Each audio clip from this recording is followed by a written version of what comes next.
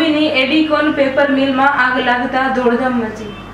મોરબી જિલ્લામાં વાંકાનેર તાલુકાના માટેલ રોડ પર આવેલ એડિકોન પેપર મિલમાં કોઈ કારણોસર આગ લાગી હતી। કારખાનાના ખુલ્લા મેદાનમાં પડેલા પેપર વેસ્ટના જથ્થામાં આગ પ્રસરી ગયેલ હોવાથી ફાયર વિભાગને જાણ કરવામાં આવી હતી।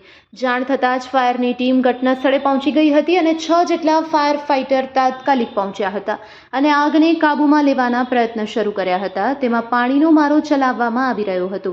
આ આગથી કારખાનેદારને 20 કરોડ રૂપિયાનું નુકસાન થયું હોવાનું જાણવા મળ્યું છે। શુક્રવારે બપોર બાદ લાગેલી આગ બેકાબૂ બનતા મોરબી ફાયર બ્રિગેડના 4, વાંકાનેર અને હળવદ નગરપાલિકાના 1 એમ મળીને કુલ 6 ફાયર ફાઇટર વાહન ઘટના સ્થળે પહોંચ્યા હતા અને આગને કાબૂમાં લેવા માટે સતત પાણીનો મારો ચલાવી આગને કાબૂમાં લેવાના પ્રયત્ન કર્યા હતા। તે સમયે જ રાજકોટ મહાનગરપાલિકાનું પણ એક ફાયર ફાઇટર વાહન બોલાવવામાં આવ્યું હતું, તે પણ પહોંચી ગયું હતું। આમ 7 ફાયર ફાઇટરથી બપોરથી આગ ઓલાવવાના પ્રયત્ન શરૂ કરવામાં આવ્યા હતા અને આગને લાંબા ગાળાના સમય પછી કાબૂમાં લેવામાં સફળતા મળી હતી, પરંતુ સતત તેના પર વોચ રાખવામાં આવી રહી હતી અને પાણીનો મારો ચલાવવામાં આવી રહ્યો હતો। કારખાનેદારને 20 કરોડથી વધુનું નુકસાન થયું હોવાનું જાણવા મળ્યું છે। રિપોર્ટ બાય શ્રીકાંત પટેલ, કચ્છ કાયરે ટીવી ન્યૂઝ, મોરબી।